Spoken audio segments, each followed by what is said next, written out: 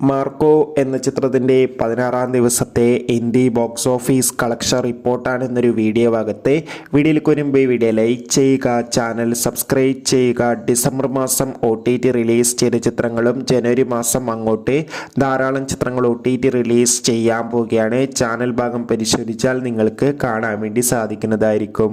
ഉണ്ണി മുകുന്ദൻ നായകനായെത്തി കബീർ സിംഗ്, ജഗദീഷ്, സിദ്ദീഖ് എന്നൊക്കെ പ്രധാന കഥാപാത്രങ്ങളായെത്തിയ ചിത്രമായിരുന്നു മാർക്കോ. ചിത്രത്തിന് ഇപ്പോഴും നല്ല മികച്ച പോസിറ്റീവ് റെസ്പോൺസ് തന്നെയാണ് പുറത്തുവന്നുകൊണ്ടിരിക്കുന്നത്. അതുകൊണ്ട് തന്നെ എല്ലാ സിനിമാ പ്രേമികളും ഒരേപോലെ ചിത്രത്തിൻ്റെ ഓരോ കളക്ഷൻ റിപ്പോർട്ടും അറിയാൻ വേണ്ടി കാത്തിരിക്കുകയാണ്.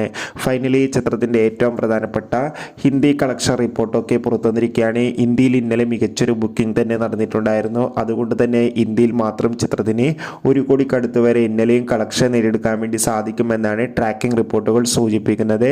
കാത്തിരിക്കാം ചിത്രത്തിൻ്റെ കൂടുതൽ കളക്ഷൻ റിപ്പോർട്ടിനായി. മാർക്കോ എന്ന ചിത്രം കണ്ടവരുടെ അഭിപ്രായം തീർച്ചയായും കമൻറ്റ് ബോക്സിൽ രേഖപ്പെടുത്താൻ വേണ്ടി ശ്രമിക്കുക.